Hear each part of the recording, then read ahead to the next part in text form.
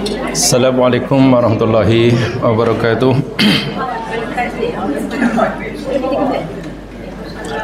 Alhamdulillah rabbil alamin. Wa bihi nasta'inu ala umurid dunya waddin. Salatu wassalamu ala asyrafil anbiya wal mursalin. Nabiyina Rasulina Muhammad al-mab'ut rahmatan lil alamin wa ala alihi wa ashabihi wa atba'ihi ila yaumiddin.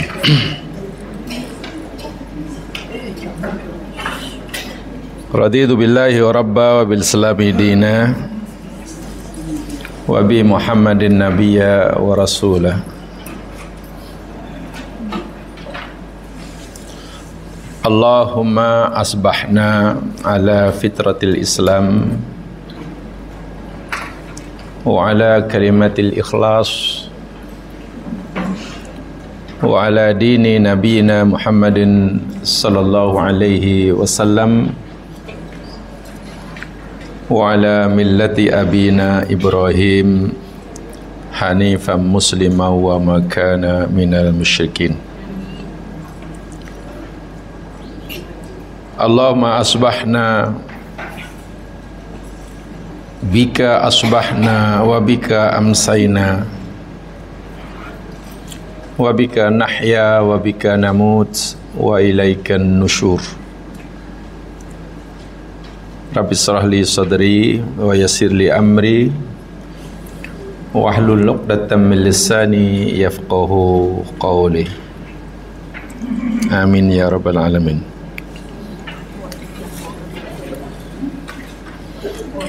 Dengan melafazkan bismillahirrahmanirrahim dan mengikhlaskan niat semata-mata kerana mencari keridhaan Allah Subhanahu wa taala. Mudah-mudahan Allah membuka hati kita masing-masing untuk mudah menerima firman-Nya, mengamalkan perintah dan meninggalkan larangannya sebagaimana yang difirmankan olehnya di dalam kitab sucinya. InsyaAllah hari ini kita akan teruskan siri tadabbur kita Suratul Furqan.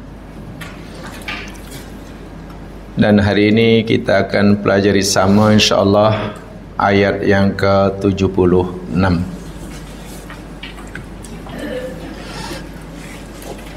Ini merupakan ayat terakhir daripada rangkaian ayat-ayat tentang ibadur rahman. Ya, tentang ibadur rahman. Ini ayat terakhir, ayat penutup. Jadi kalau nak memahami siapa sebenar yang dimaksud oleh Allah ibadur rahman, jadi hamba-hambanya yang sentiasa diberikan rahmat dan kasih sayang olehnya, baca daripada ayat wa ibadur rahmanil ladzina yamshuna 'ala hauna hinggalah ayat yang terakhir, ayat penutupnya khalidina fiha hasunat mustaqarraw wa muqama. Karena nanti ayat yang terakhir atau ayat yang 77 surah ini sebagai penutup bagi seluruh ayat yang ada sebelumnya. Ia merupakan peringatan yang keras,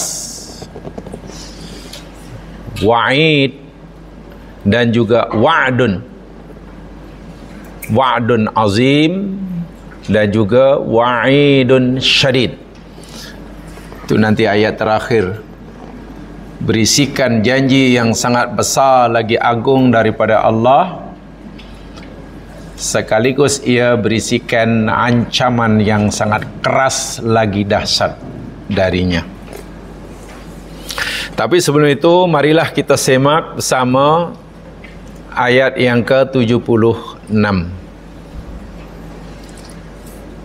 A'udzu billahi minasyaitonir rajim. Khalidina fiha hasunat mustaqarran wa muqamah. Khalidin dalam keadaan orang-orang yang berkekalan. Fiha di dalamnya. Ini merujuk kepada apa yang Allah sebutkan dalam ayat 75.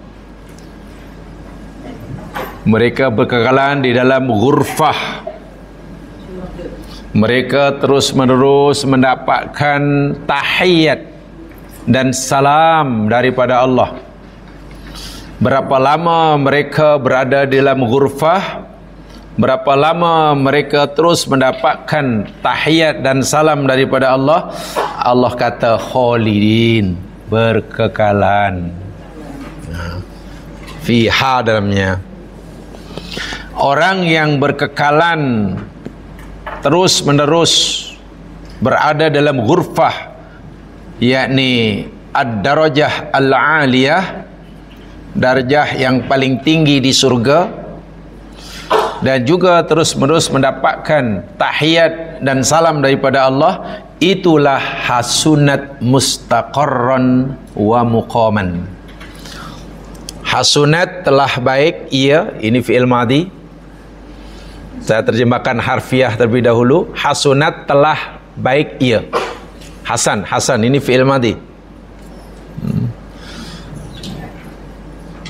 Apa yang baik? Hasunat. Oh, mustaqarron, tempat menetapnya. Wa muqaman, dan tempat tinggalnya. Itu terjemahan bebas. Nanti kita akan fahami apa makna sebenarnya. Baik. Ini saat ini ayat penutup bagi mereka yang mendapat gelaran Ibadur Rahman. Baik, sekarang jemaah sekalian, kita ingin pelajari sama apa itu makna khalidina fiha. Biasa kita terjemahkan apa ya khalidin ini? Khalidin, khalidin. Khalidun maknanya kekal. Kekal maknanya forever. Ya, kekal mana forever? Oh, kalau abadan?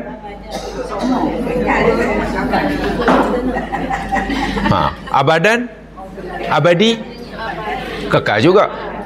Jadi kalau khalidan abadan?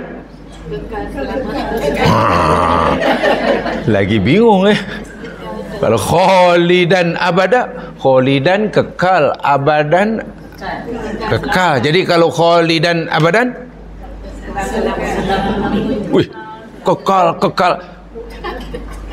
Bukankah makna kalimat kekal itu sudah memberi makna selama-lamanya? Lalu kenapa ditambah kekal selama-lamanya? Oh ya, karena itu untuk menguatkan jiran tetangga. Pintu gate, itu bahasa Melayu lah. Coba try, mungkin begitulah. Ya mas sekalian, sebenarnya kalimat Khalid ini penggunaannya dalam bahasa Arab, makna asal lah. Khalid atau Khalidin, Khalada lah. Kha, lam, apa lagi? Dal. Dari segi makna dari penggunaan bahasa Arab, yakni merujuk pada az-zamanut tawilu. Khalid itu merujuk pada az-zamanut tawilu. Zaman maknanya masa, waktu, tawil panjang atau lama ya. Kalau waktu lama lah, kalau galah panjang. Jadi az-zamanut tawil maknanya masa yang lama sungguh. Itu sebenarnya makna Khalid itu, penggunaannya. Jadi tidak semestinya Khalid itu membawa makna yang kekal dalam arti kata tak Tak ada limit dia, bukan ya. Khalid bukan bermakna masa yang lama yang tak ada limit, tapi masa yang sangat lama. Tapi ada hadnya dia. Itu makna asal. Makna asal. Kemudian dalam bahasa Melayu, ya akhirnya kekal. Akhirnya kekal.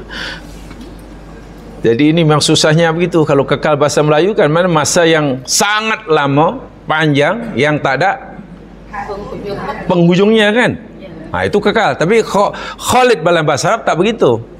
Az-zamanut tawil, masa yang lama, masa yang panjang, tetapi tidak bermakna tidak ada hadnya. Kalau ditanya berapa lamanya, wallahu alam, yang paling sangat lama 1 triliun tahun, belum lagi 16 triliun tahun, 1 triliun tahun atau mungkin 1 sektilion tahun. Berapa angka tu tak tahulah, sektilion.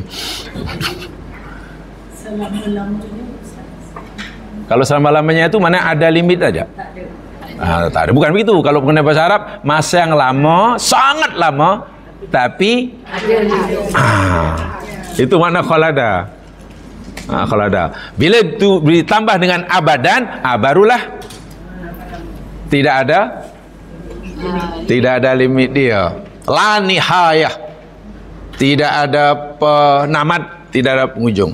Baik, tak apa, itu saya dibaca. Yang ingin saya sampaikan di dalam Al-Quran jamaah sekalian, ada 2 istilah yang mungkin kalau kita tak terlalu mengambil berat, macam tidak ada perbezaannya. Ada kadang-kadang Quran kata khalidina fiha, betul?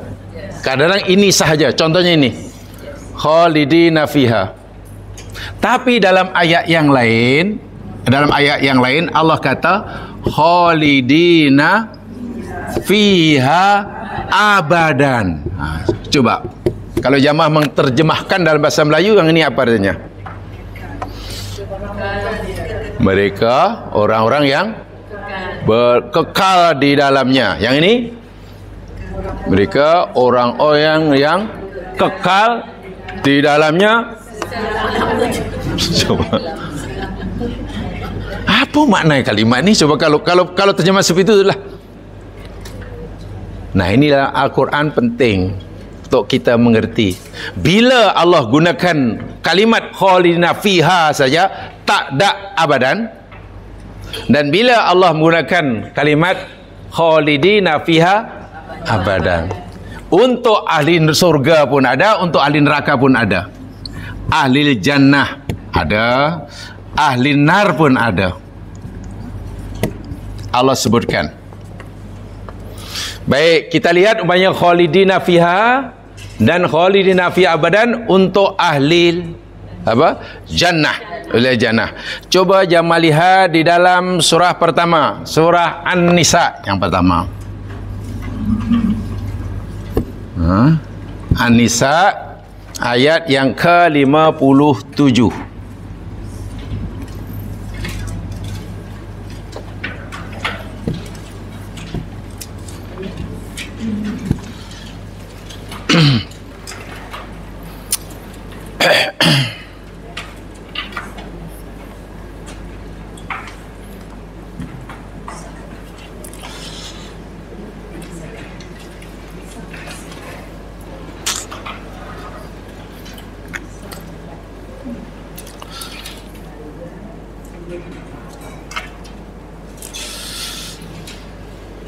Ada?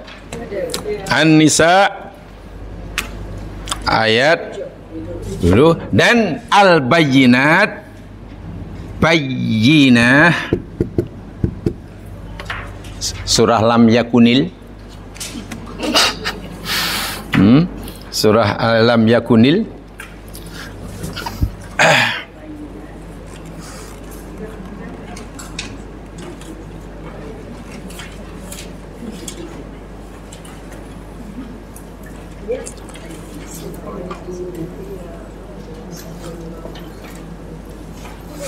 Ayat yang ke-8. Yang untuk ahli neraka nanti kita kaji satu-satu.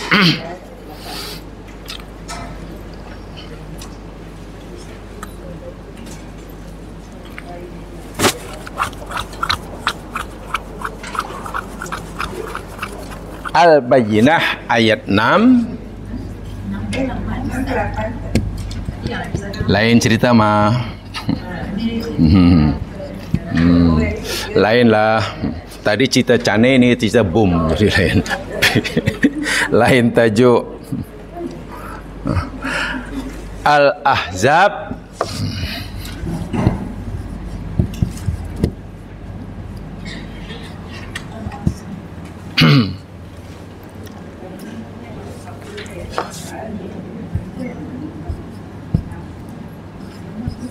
Baik, mari kita lihat ni.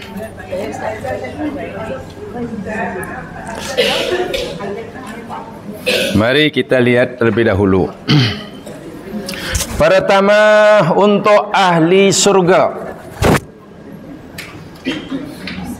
Untuk ahli surga, Allah Subhanahu wa taala berfirman dalam surah An-Nisa ayat 57.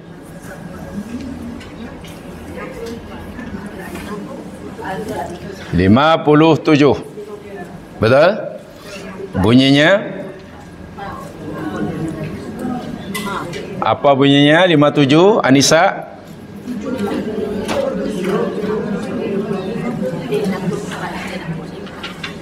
Walladzina amanu wa 'amilus shalihat, dan orang-orang yang mereka telah beriman dan mereka telah beramal soleh, sanudkhiluhum jannatin tajri min tahtihal anhar, kami akan masukkan mereka dalam syurga-syurga yang mengalir dari bawahnya sungai-sungai, khalidina fiha abadan. Anda lain, khalidina fiha abadan, orang-orang yang berkekal di dalamnya abadan, selamanya. Tak apalah, itu terjemahan bebas. Ini gunakan khalidina fiha abadan. Betul ya? Lahum fiha azwajum mutahharah, bagi mereka di dalam surga itu pasangan-pasangan yang disucikan. Azwaj mana pasangan, jangan diartikan istri. Kalau dengan istri nanti ayat ini hanya untuk suami. Jadi katalah bagi mereka istri-istri yang suci. Habis yang istri? Tak ada pun sebut. Jadi jangan diartikan istri, pasangan. Jadi yang lelaki dapat pasangan yang disucikan, perempuan pun dapat pasangan yang disucikan. Betul. Lebih tepatnya jangan diartikan istri. Wa nudkhiluhum dhillan dhalila, dan kami masukkan mereka ahli surga itu ke dalam naungan dhillan dhalilan, yang teduhan yang teduh berpanjangan, naungan yang berpanjangan. Itu maknanya, sentiasa teduh panjangan. Baik, Allah dalam ayat 57 surah An-Nisa cerita tentang balasan yang Allah sediakan bagi ahli surga. Betul? Ahli surga. Berapakah dalam ayat ini ada berapa balasan yang Allah janjikan kepada ahli surga dalam ayat ini? Ada berapa? 1. Ialah sebenarnya balasan di surga kan? Okey, dalam surga. Dalam surga ada berapa jenis balasan yang Allah berikan pada ahli surga dalam surga dalam ayat ini? Disebut berapa? 1, pasangan yang disucikan. 2, naungan teduhan yang teduh berpanjangan. Ada 2 kan? Ada 2. Okey. Kerana ada 2 jamaah sekalian, maknanya dalam ini Allah menceritakan pelbagai macam jenis balasan. Bila Allah menyebut pelbagai jenis balasan, ada satu, ada dua, ada tiga mungkin, maka Allah firmankan khalidina fiha abada, baru disebut ada abadan.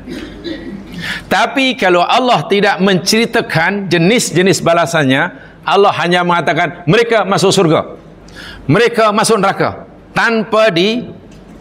tanpa menyebutkan jenis-jenis balasan itu.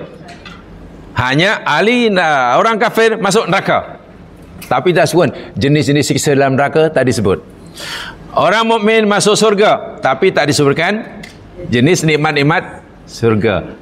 Bila ayat itu cerita itu, tidak ada kalimah abadan, hanya ada khalidina fiha saja, karena tidak disebutkan, hanya disebutkan mereka dapat surga. Dah, di surga dapat apa ya, tak disebut.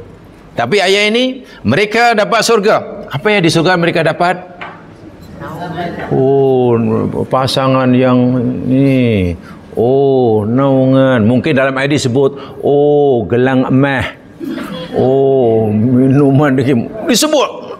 Bila disebut pelbagai nikmat yang Allah jadikan dalam surga, ayatnya mesti berbunyi khalidina fiha abadan.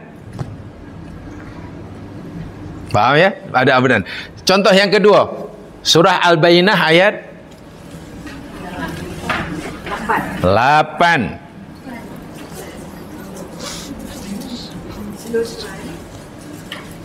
Ahli surga yang 6 tu neraka mah.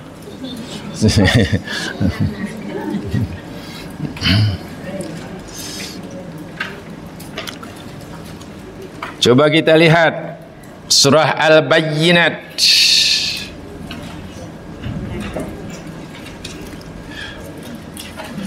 ayat yang ke-8. Apa bunyinya? Jazaa'uhum inda rabbihim jannatu adnin tajri min tahtihal anhar khalidina fiha abada. Ada abada. Radiyallahu anhum wa radu'an dzalika liman khasyiya rabbah. Jazaa'uhum, balasan mereka, yakni mereka ahli surga, inda rabbihim, di sisi Tuhan mereka, jannatu adnin, yakni surga Eden, ya, taman Eden. Adnin. Jadi kalau nak berlatih masuk Jannatu Adnin, ya rajin-rajinlah pergi ke restoran Eden ke.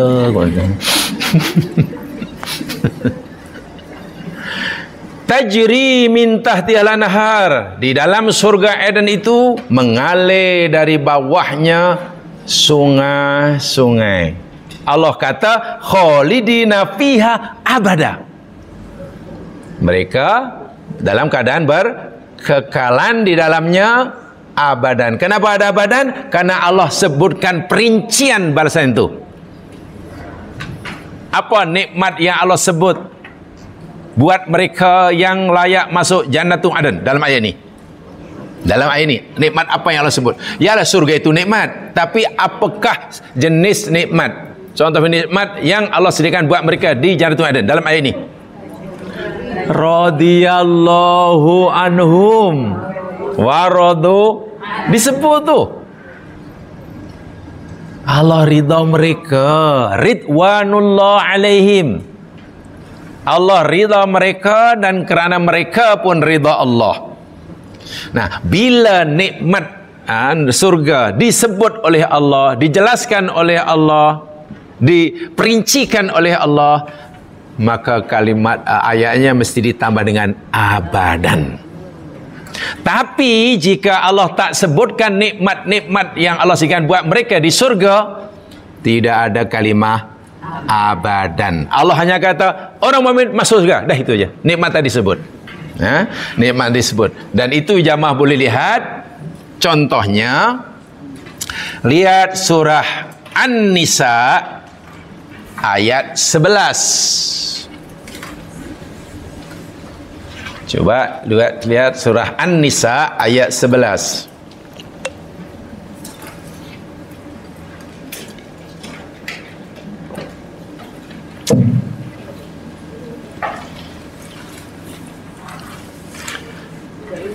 Sudah? An-Nisa ayat 11. Dalam Quran ini ada dua surah Nisa ya. Jangan salah faham. Satu An-Nisa'ul Kubra, satu An-Nisa'us Sughra. Oh, tak tahu. An-Nisa'ul Kubra, surah Nisa besar, ya inilah. Ya, ini surah yang ke-4 ini. Yang satu ada surah An-Nisa'us Sughra, surah Nisa kecil. Itu surah At-Talaq. Surah At-Talaq itu nama lainnya surah An-Nisa As-Sughra. Kenapa kedua-dua surah ini bukan surah An-Nisa perempuan? Ya, karena isi kandungan dua surah ini banyak bercerita tentang hukum hakam yang berkaitan dengan hak-hak perempuan dalam hal isteri. Jadi isteri wajib tahu tu. Isteri si perempuan wajib tahu. Suami ya perlu tahulah, suami perlu tahu. Tengok ya, ayat yang ke-11. Tilka hududullah. Itulah batasan-batasan Allah. Wa may yuti'illaha wa rasulah. Dan siapa sahaja yang mentaati Allah dan Rasulnya, yudkhilhu jannatin tajri min tahtihal anhar. Allah akan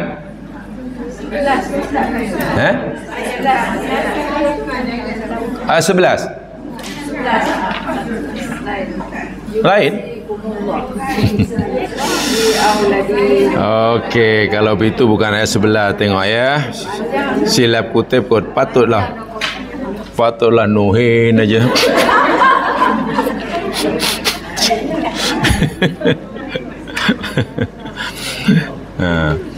Saja nak tes. Ayat 13 mah lepasnya je. Ya, ayat 11 campur 2. 13. Sorry ya. Sorry ya. Ada? Tilka hududullahi wa may yuti'illaha wa rasulahu. Itulah batasan-batasan Allah. Dan siapa sahaja yang mentaati Allah dan Rasulnya, yudkhilhu jannatin tajri min tahtihal anhar. Allah akan masukkan dia ke dalam surga-surga yang mengalir dari bawahnya sungai-sungai. Khalidina fiha. Mereka kerana orang-orang yang berkekalan di dalamnya. Itu habis tu. Fiha tu dah habis dah, nuktah dah. Kalau kita baca waqaf di situ pun tak salah. Waqaf. Dan ayat baru. Ayat baru bunyi dia wa dzalikal fauzul azim. Itu ayat yang baru. Itulah kejayaan, kemenangan yang agung. Baik, Allah janjikan kepada mereka yang taat pada Allah dan Rasulnya. Dalam ayat ini Allah janjikan syurga. Betul? Pertanyaannya, apakah nikmat-nikmat surga yang Allah sebutkan dalam ayat ini buat orang yang taat pada Allah? Apakah nikmat yang Allah sebutkan? Ada ayat nikmat Allah yang Allah sebut dalam ayat ini?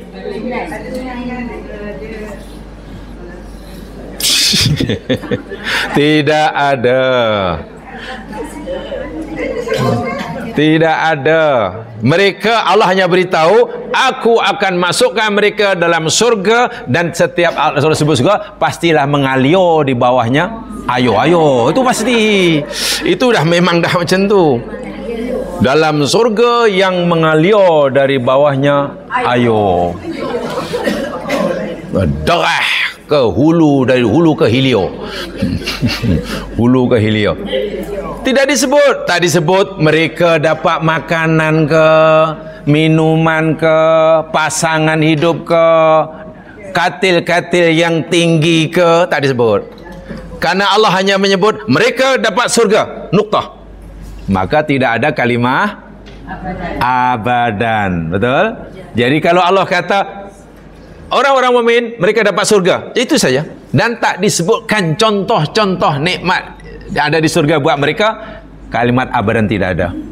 Tapi kalau Allah kata mereka orang mukmin akan dapat surga, jadi surga itu akan dapat ini, barulah ada tambahan kalimah abadan.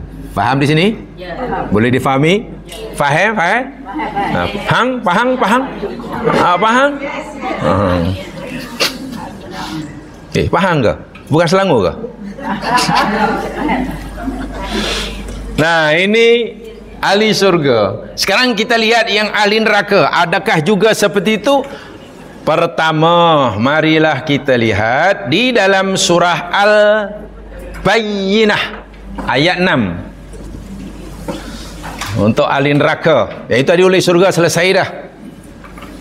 Habis. Ahli neraka pun macam juga. Kalau Allah cerita orang-orang kafir akan masuk surga neraka, itu saja.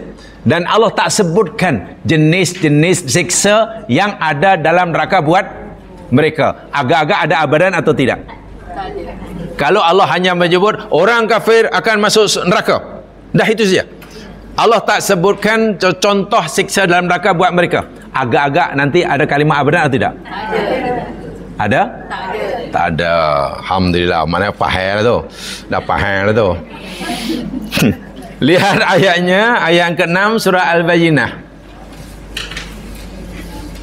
Innal ladzina kafaru min ahlil kitabi wal musyrikina fi nari jahannam khalidina fiha. Full stop. Ulaika hum syarrul bariyah.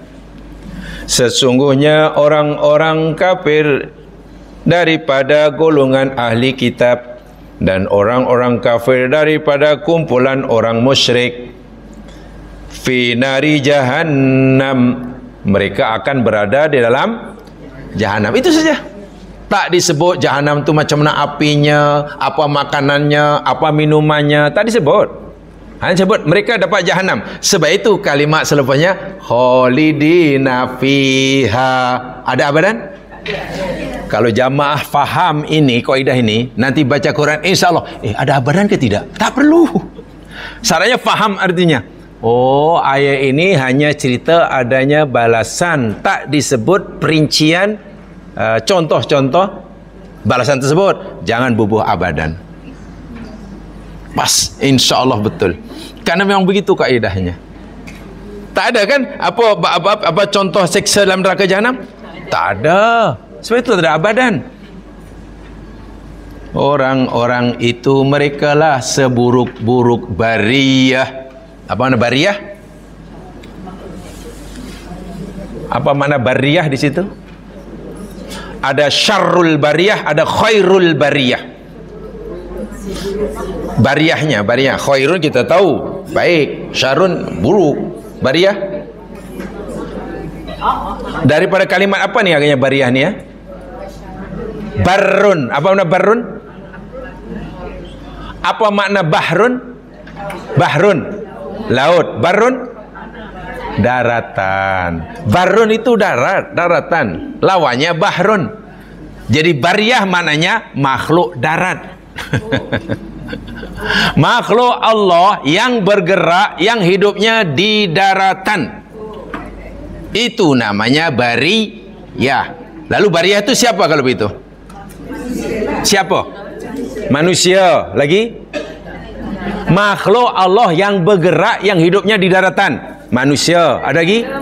Lembu, kambing, kucing, badak sumbu. Apa badak sumbu dia? Nih, tikus, ulau, apa saja makhluk hidup yang Allah ciptakan di daratan disebut bariyah. Sekarang pertanyaannya, siapakah atau apakah makhluk hidup yang berada di daratan yang paling buruk, paling keji, paling hina? Agaknya siapa atau apa? Lembu atau kambing? Manusia. Ya. Tapi manusia yang kafir. Jadi kafir ini dalam pandangan Allah lebih hina daripada badak sumbu. Badak sumbu. Iya, lebih buruk daripada monyet. Sebaliknya yang khairul bariyah pun barulah manusia kan. Kalau manusia itu katakanlah beriman, ialah sebaik-baik bariyah, sebaik-baik makhluk hidup yang tinggal di daratan. Masya Allah. Itu ya, jadi bariyah daripada barun.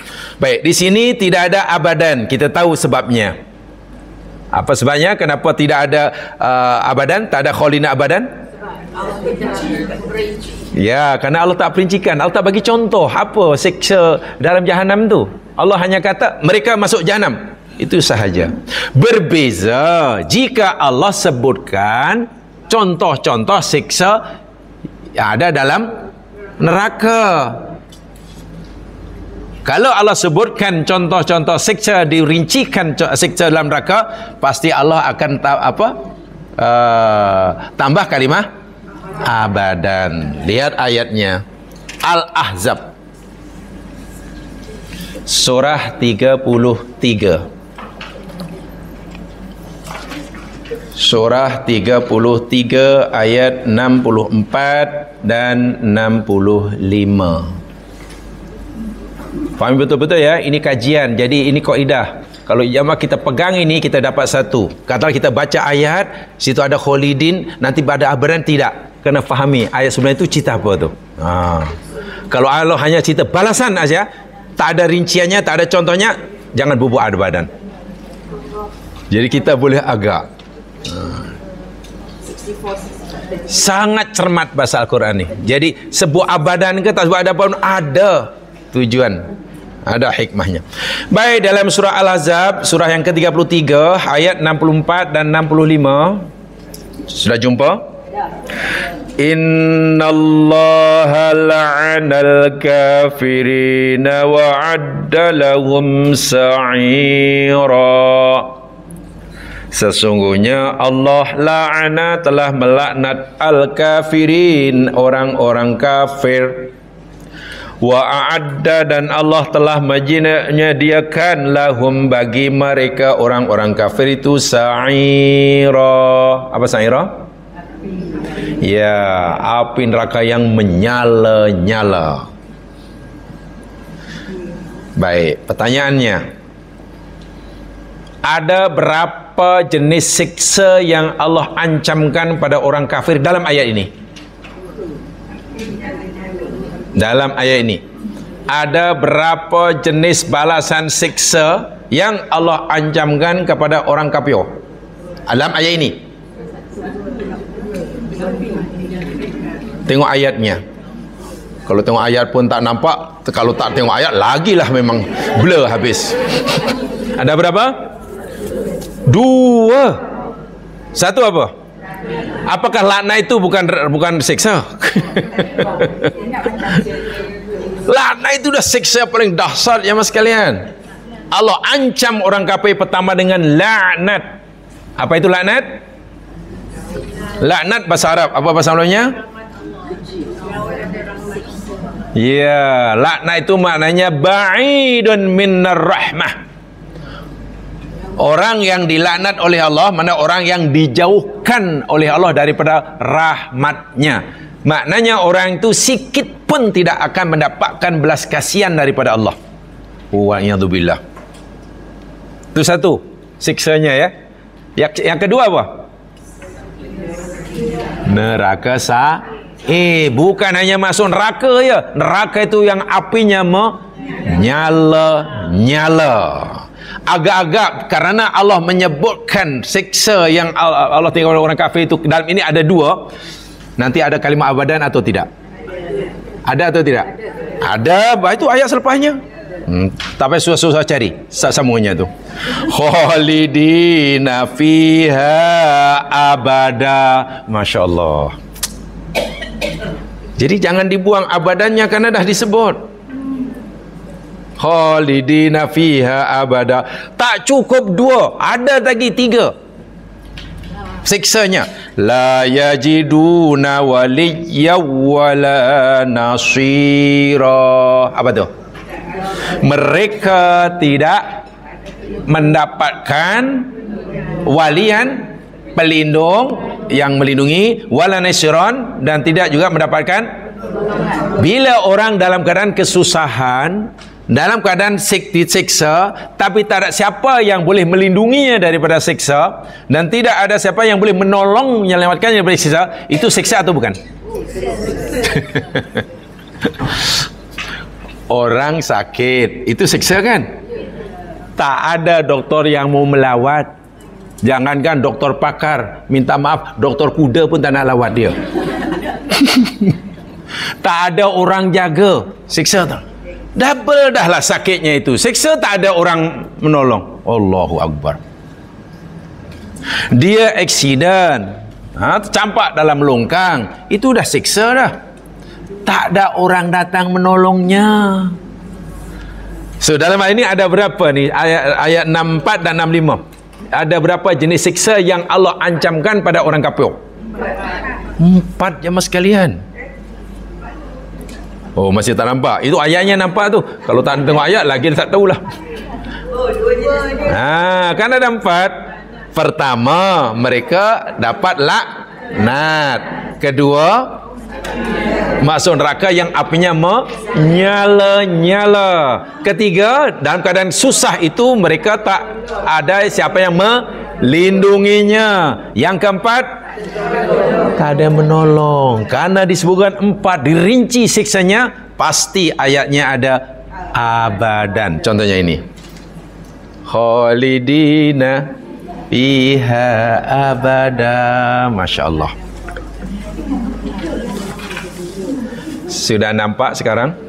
Tak kira untuk ahli surga ke, untuk ahli neraka ke, begitulah susunan ayatnya. Bila Allah hanya menyebutkan balasan saja, mereka kami balasan surga, dan tak disebutkan perincian nikmatnya, pasti tidak ada abadan. Kalau disebutkan rinciannya, baru ada abadan. Demikian juga untuk ahli neraka. Faham? Faham? Alhamdulillah. Itu kaidah. Sebab kadang-kadang, ya, maksud saya sebelum ada orang tanya, ya kita tahu dululah. Kenapa? Kadang-kadang sekejap apa ada, sekejap tak ada. Tengok terjemahan, mereka kekal di dalamnya. Yang ini mereka kekal di dalam selama-lamanya. Apa makna selamanya? Apa nak? Masya Allah. Sangat cermat sekali. Baik. Kemudian dalam ayat itu, ya mas sekalian, mereka kekal di dalamnya karena tidak disebutkan kan dia punya perinciannya, hasunat mustaqarran wa muqama. Nikmat surga yang Allah berikan kepada ibadur rahman itu adalah hasunat mustaqarran wa muqama. Apa makna mustaqarran? Di situ apa makna mustaqarran? Tempat menetap. Apa makna muqaman?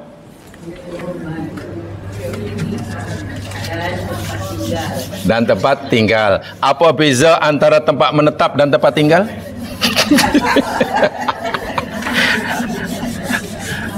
Susah ya bahasa Melayu ya. Yang satu tempat menetap, yang satu tempat tinggal. Lalu bila kita tanya, apa beza antara tempat menetap dan tinggal? Yang permanen yang mana? Yang tempat menetap itu permanen. Kalau tempat tinggal hanya temporary. Ya, yang mustaqarran tu mana tidak permanen, mana hanya sementara. Ya. Ya lah, ya, tak kisah. Oh, yang mustaqarran hanya temporary, yang muqam permanen. Ya, betul. Betul itu. Begini jemaah sekalian ya, mustaqar, al-mustaqarru. Yang kita terjemahkan apa tadi? Menetap. Tempat menetap itulah. Tempat menetap. Itu maknanya makanul iqamah al-abirah ghairu daimah. Makanul iqamah. Makanul iqamah. Ya, kita kembalikan pada bahasa Arabnya lah makna sebenar secara harfiahnya. Makanul iqamah al-abirah. Abiratu makanul iqamati, ya. Al-abiratu boleh, al-abirati pun boleh ke sini. Ghairu daimah, abiratu ghairu daimah. Inilah definisi al-mustaqar. Sementara definisi al-muqam, muqamun. Tadi mustaqaran wa muqaman, al-muqamu. Al-muqamu makanul iqamah ad-daimah. Makanul iqamati ad-daimati. Betul jawapan tadi. Bagus. Maknanya betul lah bahasa Melayunya itu ya, sama. Mustaqar, al-mustaqar, maknanya dari segi bahasa Arab ya, ini boleh lihat dalam al-mufradat. Nah, ia bermaksud makanul iqamatil abirah ghairu daimah. Tempat tinggal yang sifatnya sementara dan tidak permanen lah, tidak permanen lah. Jadi tempat tinggal yang place of temporary lah, non permanent resident lah. Tapi walaupun hanya temporary, sementara, bukanlah sehari dua, ya bertahun-tahun lah, mungkin berbilion tahun, hanya tidak kekal. Hanya tidak kekal. Al-abirah ghairu daimah, tidak kekal. Makanul iqamah, tempat tinggal. Al-abirah, yang sementara. Walaupun makna harfiah abirah itu mana hanya transit. Abara itu kan menyeberang. Hanya transit.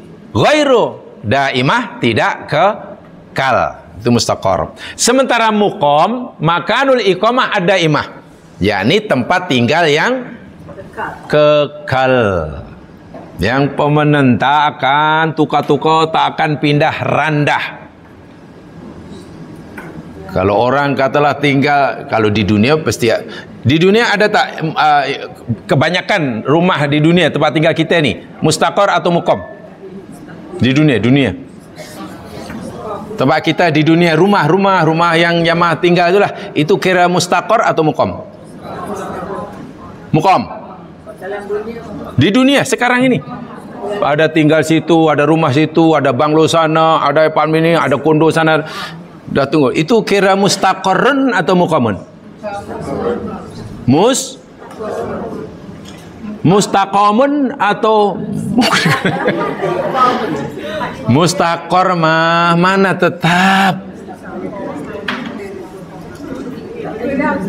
Kadang-kadang tempat tinggalnya itu masih elok, penghuninya pula dah tak nak, pergi, pindah. Sama ada pindah tempat lain atau pindah ke alam lain. Mana di dunia tak ada yang muqam. Semuanya hanya bersifat sementara. Faham ya? Sementara. Tak ada yang, mana ada yang muqam. Semua mustaqar. Dahulu kita dalam rahim ibu, Allah kata itu mustaqar, sementara ya di situ. Lahir ke dunia juga mustaqar, sementara. Walaupun belilah katalah umpamanya tempat tinggal ini, tempat apa ni macam mana ni Ustaz Tiro? Ini free whole. Bukan free whole aja. Free whole katanya. Bila ada duit lebih, beli baru, katanya kurang besar, ditinggalkan lagi. Dan yang mengerikan, tempat tinggal itu semuanya masih bersedia untuk ditempati, didiami oleh penghuninya. Penghuninya pula yang tinggalkan, tak nak lah. Ya Allah, itu dunia ya. Di akhirat, bila kita sudah pindah dari sini jamaah sekalian, maknanya masa kita hidup di dunia sudah berakhir. Kita akan berpindah ke alam barzah, seterusnya alam akhirat. Alam akhirat. Pertanyaannya, orang masuk alam barzah ini, alam barzah ini kira mustaqar atau muqam? Mustaqar. Barzah. Mustaqar. Macam mana tahu mustaqar? Ya, itu hanya transit. Ada tahu dalilnya bahwa alam barzah itu hanya transit sementara? Ada dalilnya? Ada tahu dalilnya? Saya yakin ayatnya sudah hafal tapi lupa. Sudah hafal tapi lupa. Alhaakumut takatsur hatta zurtumul maqabir. Tengok tu, hatta zurtum, sehingga kamu ziarah al maqabir, tempat pekuburan. Maknanya orang masuk alam kubur itu hanya ziarah, kata Allah. Bukan untuk tinggal itu. Bila ziarah maknanya suatu saat pasti akan, ya macam kita lah, zurtum, kada zurna ila hadiqatil hayawan bawahnya. Oh, pada hujung minggu lepas kami ziarah, bahasa Melayu ziarah ke atau melawat ke zoo. Zoo melawat atau ziarah? Tapi bahasa Arab zurna. Hujung minggu lepas kami ziarah, kami melawat ke Bonbin. Namanya ziarah, namanya melawat, pasti taklah itu ya mungkin sejam dua lah tu.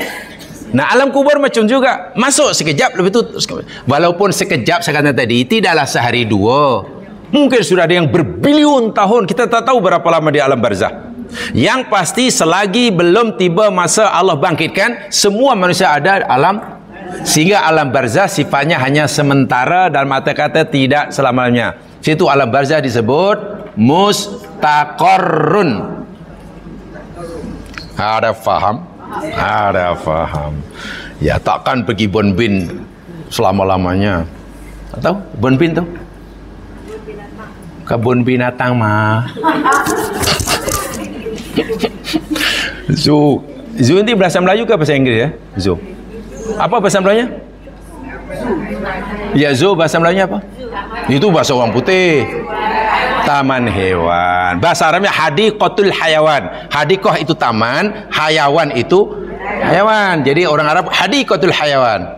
Hadiqah itu taman, atau hadiqah itu kebun. So, itu saya gunakan kebun binatang di Bonbin namanya.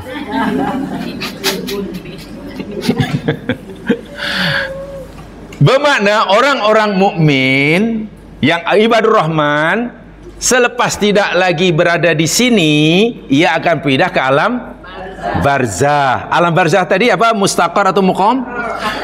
Mustaqar, tempat tinggal yang sementara. Tetapi karena ia ibadur Rahman, walaupun sementara, dia hasunat. Apa tadi hasunat? Baik. Tempatnya di alam barzah baik, karena tempat itu disebut Riyadul Jannah, taman surga. Sebab itu hasunat. Walaupun hanya singgah, Masya Allah, walaupun hanya transit, tapi subhanallah, Allah sendiri bagi tahu hasunat. Ya maklum, dia beli tiketnya first class. Jadi sementara menunggu penerbangan berikutnya, ya tentulah dapat duduk di apa ya biasanya? Di lounge lang. Lounge ke yang mana? Macam mana? Yang mewah atau yang pakai tiko, pandan, itu bawa nasi bungkus masing-masing. Masya Allah. Nanti bila sudah tiba masanya Allah bangkitkan, pindah ke alam akhirat. Di akhirat nih, bila juga akhirat, alam kubur dah tak ada lagi, alam dah tak ada. Mereka akan dapat muqam, tempat tinggal yang berkekalan, tempat tinggal yang kekal abadi selamanya, tidak akan ada batasannya. Hasunat, dan tempat itu paling baik. Akhirnya di mana tuh? Surga. Inilah makna ayat ini. So ibadur rahman itu di dunia dahlah dikasih oleh Allah, masuk alam barzah walaupun sementara, walaupun dia berbilion tahun, hasunat mustaqarrah, dilayan luar biasa, macam berada di taman surga. Di akhirat benar-benar masuk surga, dan surga itu adalah muqaman, tempat tinggal yang berkekalan, dan hasunat, hasan bukan buruk. Faham maksudnya? Inilah dia. Ini untuk ibadur rahman. Ibadur rahman. Makna yang asal. Ada makna yang lain yang masih Anda memahami. Orang mukmin tetapi tidak mencapai makom yang seperti itu. Dia mukmin tapi makomnya tidaklah membolehkan ia terus meninggal kemudian terus masuk surga tanpa ada halangan. Tapi karena masih ada dosa sana sini, sehingga matinya belum sempat bertaubat, dosanya pula Allah belum ampunkan hingga bangkit di akhirat, maka di alam kubur agaknya dapat sisa atau tidak? Dapat. Di akhirat dapat sisa atau tidak? Dapat, walaupun mukmin kan ada dosa. Tapi siksa yang mereka alami di alam barzah, siksa yang mereka akan alami di neraka, karena dia orang mukmin ni, tidaklah kekal, hanya sementara. Sebab mustaqar. Neraka bagi orang mukmin yang maksiat, bawa maksiat, itu hanya mustaqar, bersifat sementara. Bila sudah habis dosanya kerana telah mendapatkan siksanya, ia akan dikeluarkan oleh Allah dan masuk surga yang menjadi muqam bagi mereka. Itu makna kedua. Tapi makna pertama itu lebih terang ya, lebih menunjukkan makna yang sebenarnya. Subhanallah. Jadi hidup orang ibadur rahman ini tak ada susahnya. Dahlah di dunia Allah sentiasa melimpahkan rahmatnya, pindah daripada alam dunia ke alam barzah.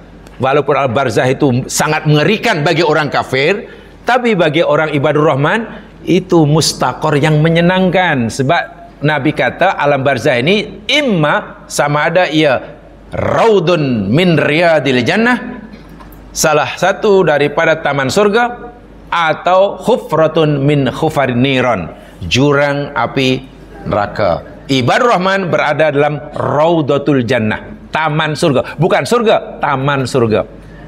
Sehingga dalam alam barzah pun sudah mendapatkan bayang-bayang surga, tapi tidak kekal, hanya mustaqar. Pindah ke akhirat, dapat surga yang akan menjadi muqamah. Ayat ini luar biasa. Khalidina fiha mustaqarran, hasunat mustaqarran wa muqamah. Ada faham? Ada faham?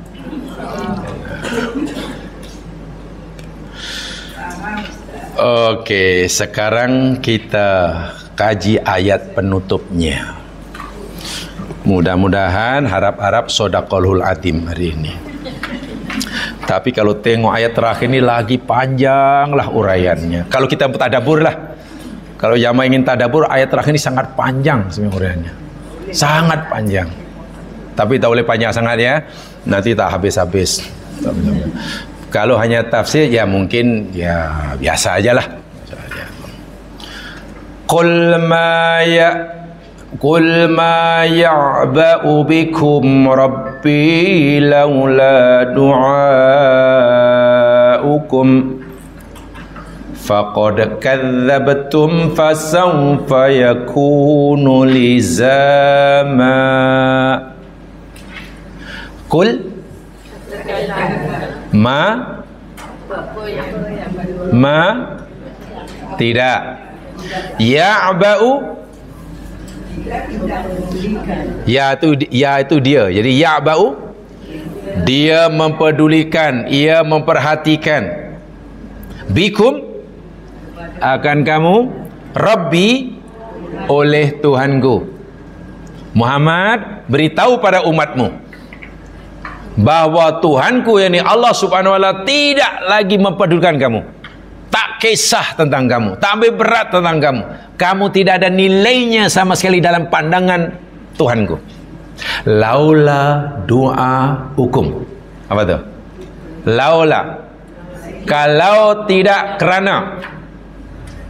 Ini laula syartiyah ni. Kalau tidak kerana doa hukum. Terjemahan biasa. Doa kamu, ibadah kamu. Doa itu ibadah, ibadah itu doa. Doa itu ibadah, ibadah itu doa. Itu kata Nabi, ad-doa wal ibadah. Itu satu statement.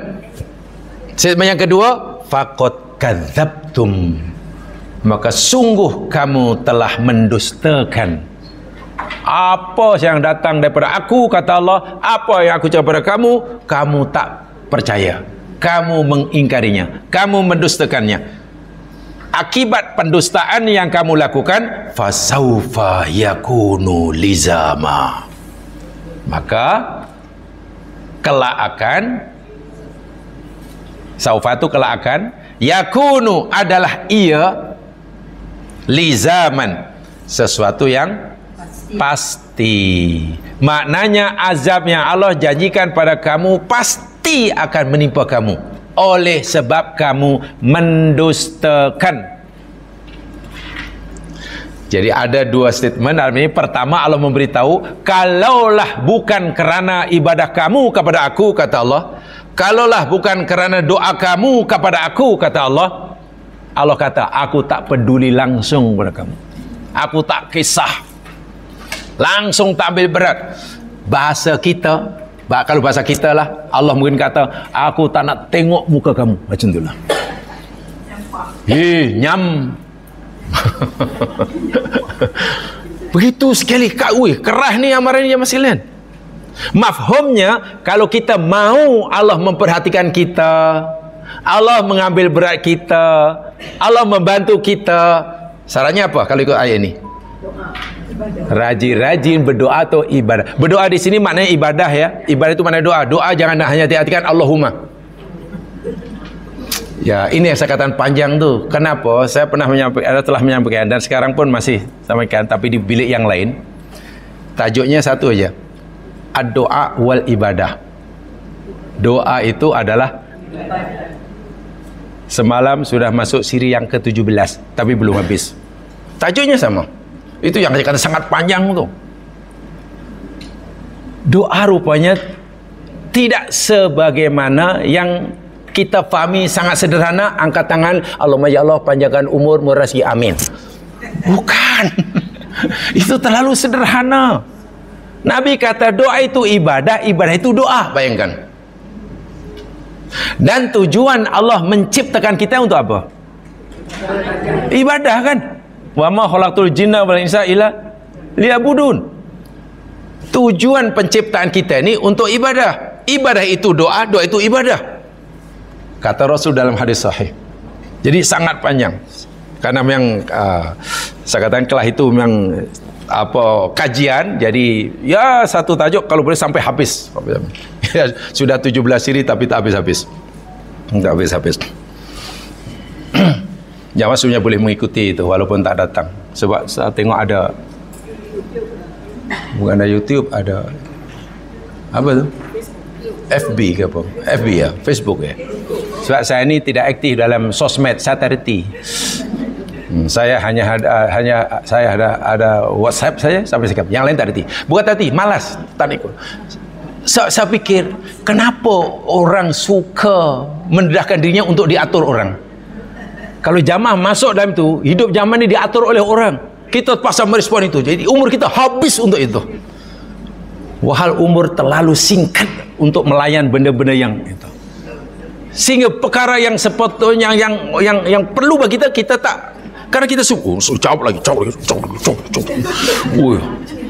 Tapi nampaknya memang hebat lah. Wah, kita jadi orang paling up to date. Macam jadi ikuti. Ada WhatsApp lah, ada Instagram, ada Telegram, ada TokTik.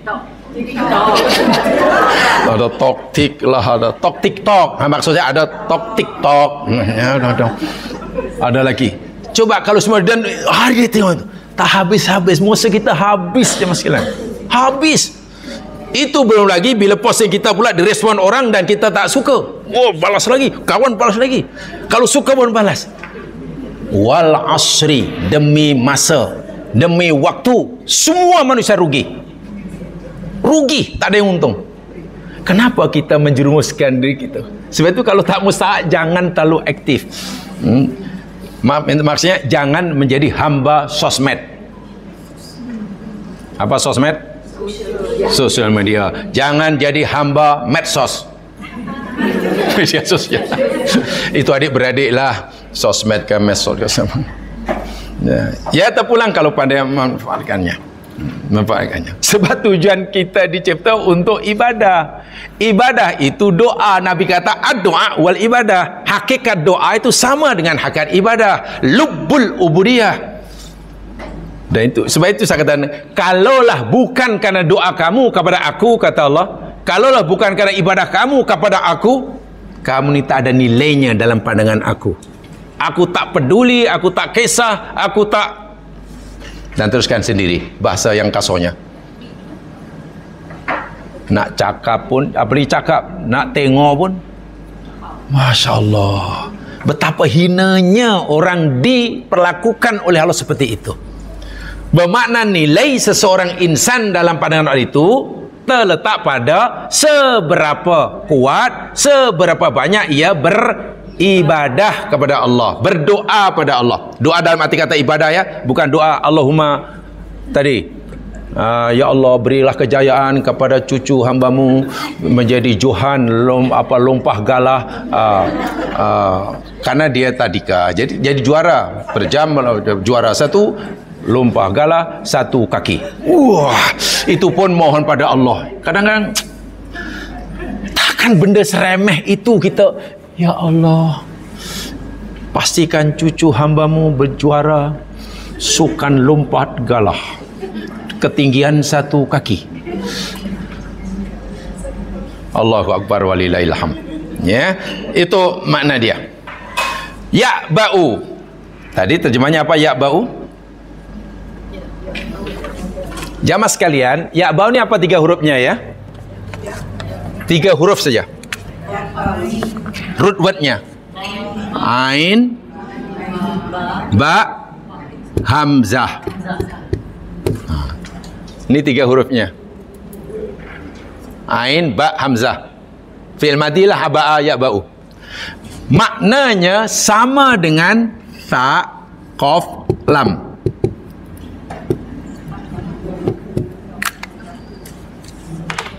Thaqula. Apa makna thaqil? Thaqilun, berat. Apa makna thiqal? Mithqala dzarrah.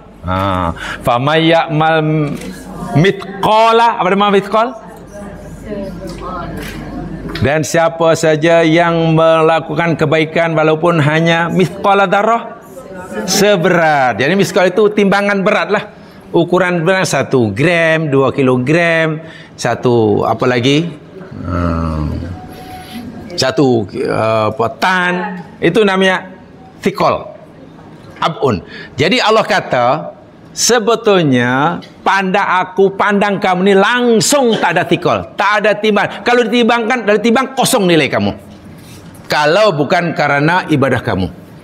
Subhanallah. Tak ada dinilai, tak ada. Kosong. Nabi pernah beritahu kita nanti di akhirat akan ada umatku rajulun, seorang laki, maksudnya umat Nabi Muhammad, datang akhirat membawa pahala, membawa solatnya, membawa ibadah itu badi bla bla bla bla bla. Tapi wala yuzanu dan dia tidak ditimbang di atas timbang Allah Subhanahu akhirat, melainkan beratnya hanya janaha ba'udah, tidak lebih berat daripada sehelai sayap nyamuk. Rajulun samin, Nabi gambarkan orang itu samin. Samin mana daripada samanun? Mana saman? Samanun, sin mim lemak. Kalau samanun pakai sa, harga. Samin mahal, banyak harga. Samin banyak lemak. Sehingga ada minyak samin. Minyak samin itu minyak lemak lah.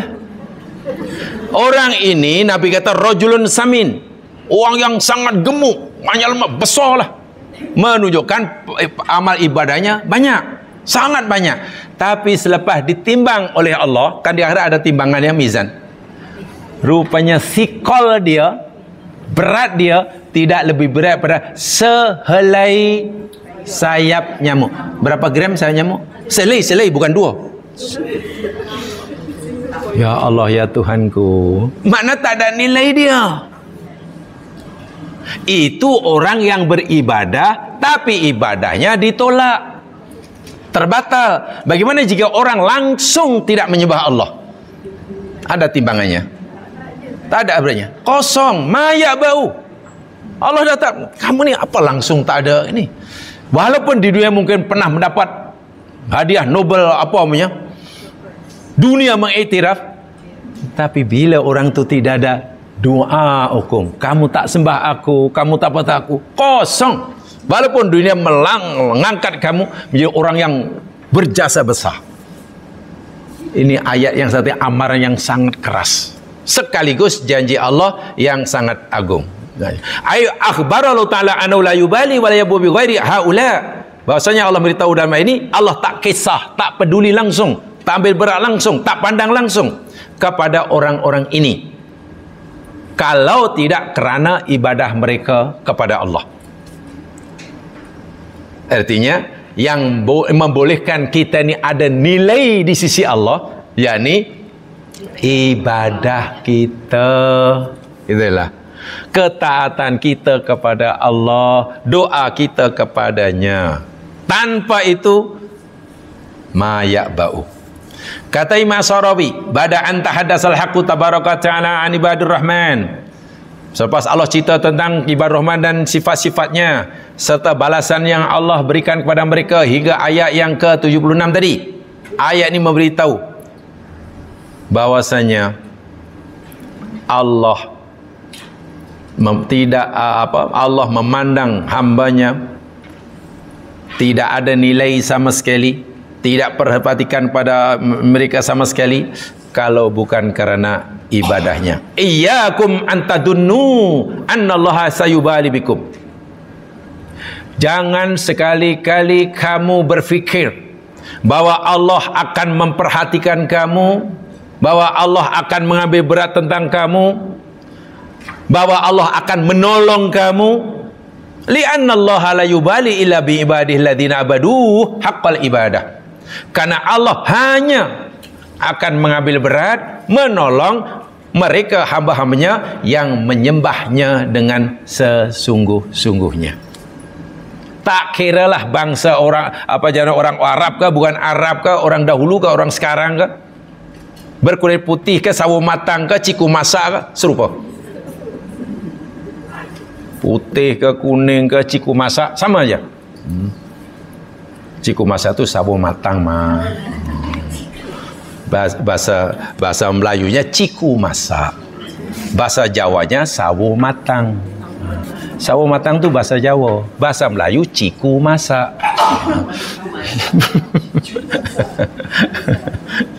Masya Allah. Wa antum khalaftumul asal asil min ijadil khalq. Kenapa kita kata, ya Allah, kenapa engkau tak ambil kisah kami? Kenapa engkau ni melihat kami tak ada nilainya daripada kamu? Ya, karena aku cipta kamu ini sebenarnya untuk menyembah aku. Itu tujuan aku. Karena kamu tidak menyembah aku, kamu ini tak ada nilainya sama sekali. Sikit pun tak ada nilainya. Allah biarkan. Maknanya di dunia pun dia sudah dimurkai oleh Allah Subhanahu Wa Taala. Bezalah dengan lembu. Lembu paling dinilai ya. Lembu dinilai, dan bila mati pun lembu tak masuk neraka walaupun jahat. Ya. Lembu walaupun jahat, dosa besar, tak masuk neraka. Ya, apa tidaknya lembu sumbang mahram. Tak pernah tanggung jawab kepada istrinya yang mengandung. Istrinya salin pun tak tengok anaknya. Kali besar pula, anaknya pula dikawininya. Ya, namanya lembu. Itu kalau ikut hukum syariat kan dah banyak dosanya tu. Tapi tak masuk neraka. Tapi ada nilai dia. Apalagi kalau gemuk, Masya Allah, dijual harganya mahal. Kalau saya boleh gunakan contoh yang awam lah, contoh awam, contoh orang awam lah. Ini manusia, badannya okey, sehat walafiat, punya pencapaian duniawi yang paling cemerlang, tapi dia kenal Allah, tidak kenal Allah. Perintah Allah ditinggalkan, larangan Allah dilanggarnya. Ini seekor lembu, gemuk juga, tapi sukalah dia tanduk kawan-kawannya. Kalaulah ada orang jual, katalah, cik nak beli mana cik? Ini lembu tapi yang saya yakin orang beli lembu itu. Ya, siapa? Kita pun banding apa orang macam itu. Apalagi menurut Allah Subhanahu wa ta'ala. Faqama annakum in saraftum an minhajillahi wa lam ta'taba'u bihi wa lam ta'budu wa lam yakun ala balikum fakadzalika liyabullahu bikum. Sebagaimana kamu memalingkan diri daripada manhaj aku, syariat aku, dan kamu tidak mengambil berat langsung kepada hukum hakam aku, seakan-akan Allah kata begitulah, dan kamu tidak mengabdikan diri kepada aku, demikian jugalah aku sebagai Tuhan yang mencipta kamu pun tidak akan pedulikan kamu. Aku tidak pedulikan kamu karena kamu pun tak pedulikan aku. InsyaAllah. Wa'iyadzubillah, tu'udzubillah. Aku tidak sayangi kamu karena kamu pun tidak mencintai aku. Hina sekali. Bahasa kasarnya, menurut kamu aku ni siapa? Seakan-akan Allah begitu. Menurut kamu aku ni siapa? Kamu letakkan aku sebagai Tuhanmu di mana dalam hidup kamu? Sehingga kamu hidup sesuka hati kamu. Walam takunu ala dzikri minhu subhanahu wa ta'ala. Dan kamu tidak pernah mengingati sikit dan sekejap pun akan aku. Fasaufa yuhmilukum. Dengan sebab itulah aku pun abaikan kamu. Pasal kamu melupakan aku pun lupakan kamu. Pasal kamu meninggalkan aku pun tinggalkan kamu. Pasal kamu memalingkan diri daripada aku pun palingkan diri daripada kamu. Sikap Allah kepada hambanya bergantung pada sikap hamba kepada Tuhannya. Dalam hadis Nabi, bila hambaku mendekatkan dirinya pada aku satu jengkal, apa kata Allah? Aku dekati dia satu depa. Satu hasta. Bila hambaku mendekati aku satu hasta, aku akan dekati dia satu depa. Bila hambaku mendekatkan dirinya kepadaku dengan berjalan kaki, aku akan, maknanya sikap Allah kepada hambanya bergantung sikap hamba kepada Allah. Kalau hamba itu mendekatkan diri pada Allah, Allah pun mendekatinya. Kalau hamba mendekati satu jengkal, Allah lagilah satu depa. Bermakna jika hamba itu menjauhkan diri daripada Allah, Allah pun ya. Bila manusia berpaling daripada Allah, Allah pun. Bila hamba itu tak pedulikan Allah, maka Allah pun menyampah tengok. Macam itu bahasa kasarnya. Keras sekali amaran ini jemaah sekalian. Amaran keras, tapi juga janji yang agung. Karena Allah berjanji, di samping Allah memberi amaran, Allah beri berjanji. Ingat ya, kalau kamu berpaling, aku berpaling. Itu amaran. Mafhumnya, tapi kalau kamu menghadap aku pun akan hadap kamu. Kalau kamu menunaikan permintaan aku, maka aku pun akan tunaikan permintaan kamu. Terpulang pada kamu, kata Allah SWT. Tapi malangnya dalam ayat ini, Allah sebutkan kebanyakan manusia, qad kadzabtum. Kamu mendustakan masalahnya. Bila kamu mendustakan, tidak percaya kepada apa yang Allah katakan, fasaufa yakunu lizama, maka akan berlakulah, pasti akan berlaku akibat apa yang kamu dustakan. So di sini kesimpulannya, Allah memberitahu kita betapa pentingnya. Karena penting, saya tambah kalimat kalau pentingnya, betapa pentingnya. Tapi karena amat penting, betapa pentingnya. Betapa mustahaknya, betapa pentingnya dalam hidup ini beribadah kepada Allah, berdoa kepada Allah. Doa dalam arti kata ibadah, ya. Nah, apa itu doa, apa itu ibadah? Itulah penjelasannya, tidak pendek, sangat panjang, ya, sangat panjang. Jadi saya surkan jamaah mengikuti kod-kod, ada peluang yang ada, itu aja lah, cari yang lain lah. Nah, masanya sudah tidak cukup lagi lah untuk kita sampaikan di sini. Tapi yang pasti saya ingin sampaikan kesimpulan saja, intinya saja. Tadi apa? Di situ kalau bukan karena doa, kan? Kalau bukan kerana doa kamu, maknanya kalau bukan kerana ibadah kamu. Dan Nabi bersabda, ad-du'a, ini hadis sahih ni dalam Bukhari, ad-du'a'u huwal ibadah. Apa artinya? Doa itu ianya adalah ibadah. Jadi doa itu ibadah, ibadah itu doa. Macam mana doa itu ibadah? Nah, yang dimaksudkan rupanya tentang hakikatul doa. Hakikat doa itu sama dengan hakikatul ibadah. Hakikat doa dengan hakikat ibadah itu sama betul. Sejibi sama. Sejibi ke sebiji? Ya. Kalau sama betul, sejibi. Kalau mirip-mirip, sebiji. Identical. Begini, sekarang tentang hakikatnya, ya. Hakikat doa dan hakikat ibadah. Hakikat. Supaya kita faham, saya simpulkan saja. Hakikatul hu. Hakikatul doa. Hakikat doa. Atau juga hakikat ibadah. Hiya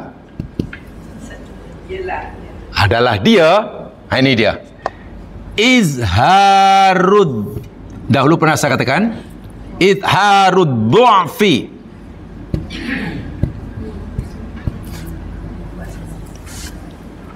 wal iftiqari,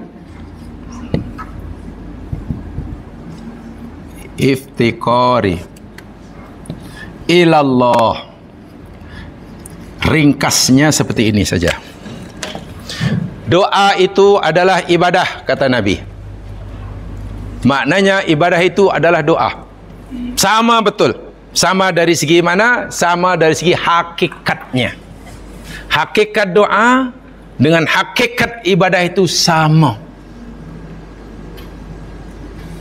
Lalu apa makna, apa hakikat doa dan ibadah?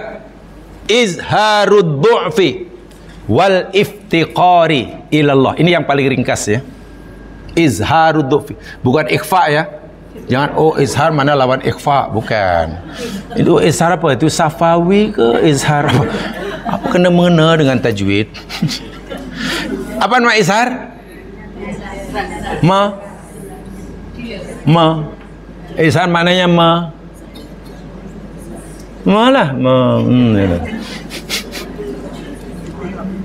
mana zuhara, mana zahir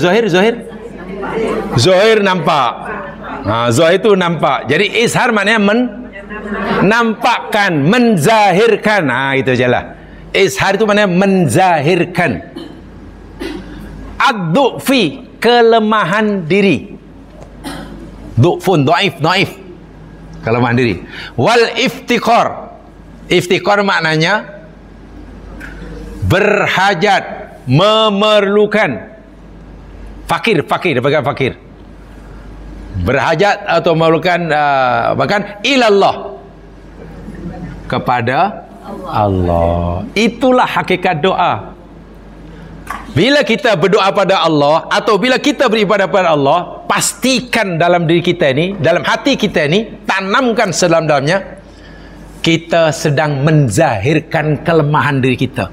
Jangan sekali-kali kita merasa ada kemampuan.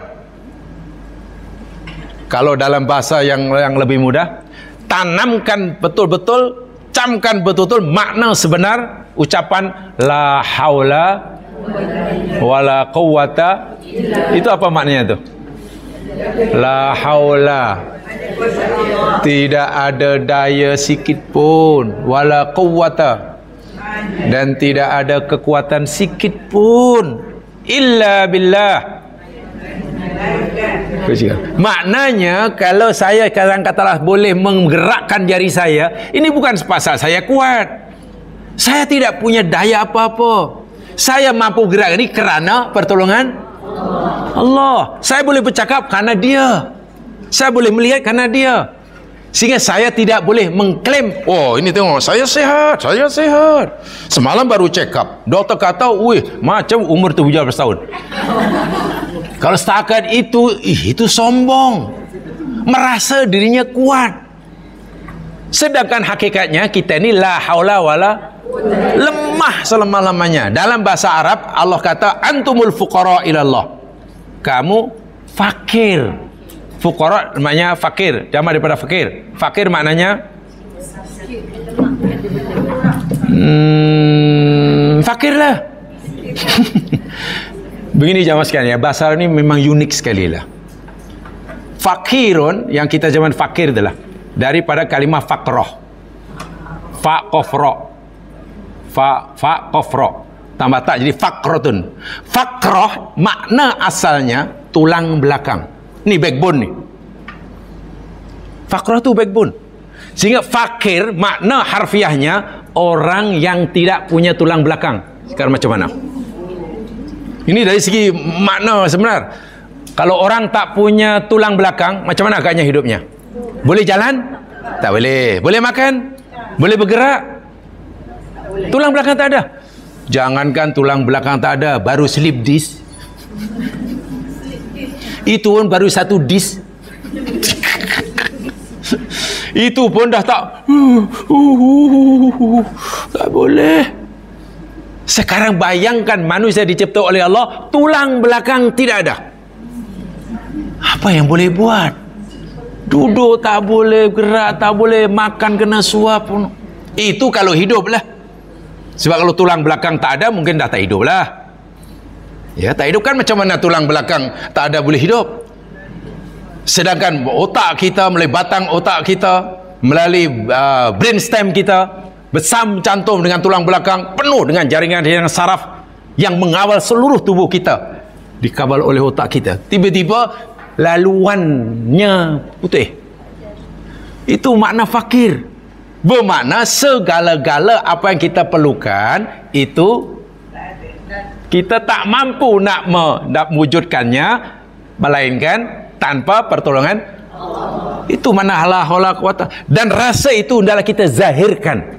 Ya Allah, aku mohon padamu ya Allah, karena hambamu ini punya keinginan ini, tapi hambamu tak mampu nak mencapainya.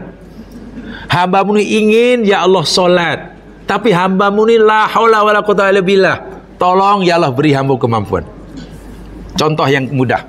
Kalau kita dengan muazin, apa yang kita jawab? Kata Nabi, ikuti kata muazin kan. Muazin kata Allahu Akbar, Allahu Akbar, kita mana zikir kan.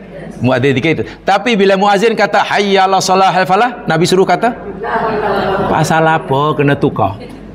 Kenapa muazin kata hayya 'alas shalah, kita hayya 'alas shalah? Karena ketika muazin berzikir, kita pun suruh zikir sama. Tapi ketika muazin disuruh oleh Allah mengajak kita, menyeru kita untuk mengerjakan solat, mari solat, mari solat, mari solat, Allah kata, kita jawab, ya Allah, hambamu sebenarnya memang ingin nak solat, ingin memenuhi perintahmu, tapi masalahnya ya Allah, hambamu mengaku tak ada daya, tak ada kekuatan, tak mampu nak berdiri, tak mampu nak mengucapkan kalimat, tak mampu.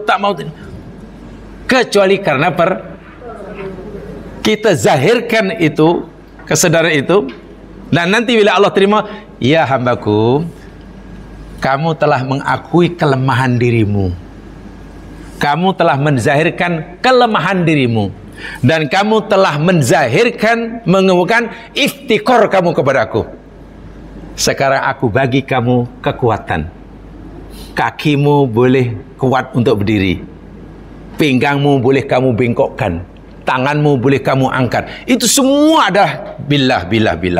Sebab itu bila kita berjaya melakukan solat, lepas solat, patutkah kita membanggakan solat kita? Oh, bagus, hari ini saya kuat, langsung tak mengantuk. Sihat, nasib baik aku. Apa yang kita banggakan? Sedangkan jika sekiranya Allah tak bagi kita kekuatan, kita tak boleh buat.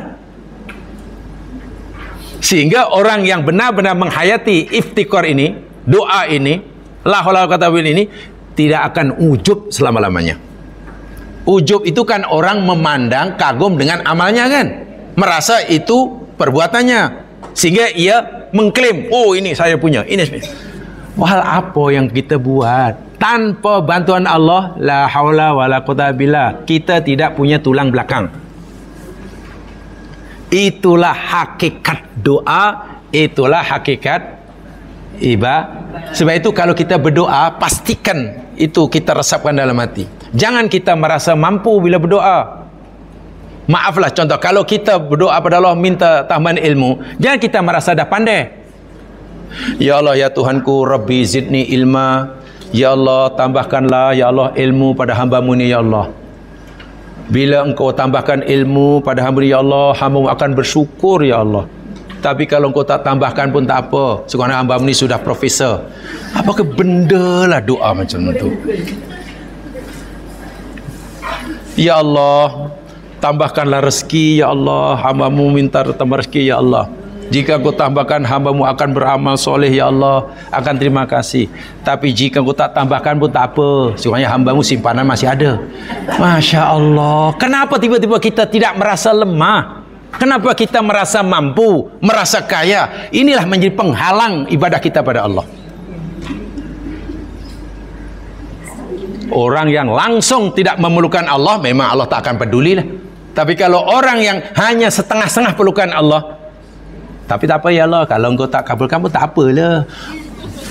I boleh berdiri sendiri. La ilaha illallah Rasulullah.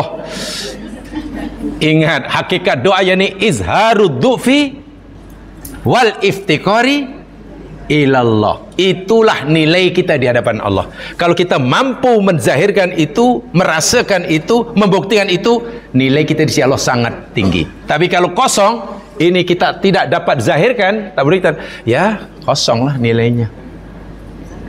Itu sangat dalam sebenarnya pengertiannya, tapi saya ringkaskan begitulah. Alhamdulillah, akhirnya khatam juga lah surah Al-Furqan. Ya, kita anggap khatam aja lah ya. Kita anggap selesai. Kita akan katakan shadaqallahul azim. Jadi ya bolehlah kalau jamaah nak buat bunga telur, bolehlah. Belum khatam ya.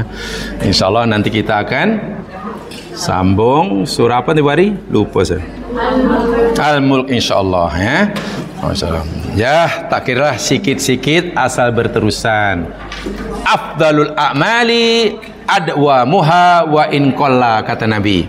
Sebaik-baik amalan itu yang berkekalan walaupun sikit, gitulah. Sikit tapi berterusan itu lebih baik daripada sekali belajar tak pernah miss 7 kali 14 kali satu minggu. Bayangkan 14 kali satu minggu. Tapi tahan sebulan aja, 3 tahun cuti. Itu tak ada makna tu. Itu tak ada makna. Kurang lebih yang maafkan. Mudah-mudahan Allah SWT senantiasa membimbing kita jalan yang ridhoinya. Subhanakallahumma bihamdika asyhadu an la ilaha illa anta astaghfiruka wa atubu ilaik. A'udzu billahi minasyaitonir rajim wal 'ashr. Innal insana fi khusr illa alladziina aamanu wa amilus shalihat tawassaw bil haqq wa tawassaw. Assalamualaikum warahmatullahi wabarakatuh.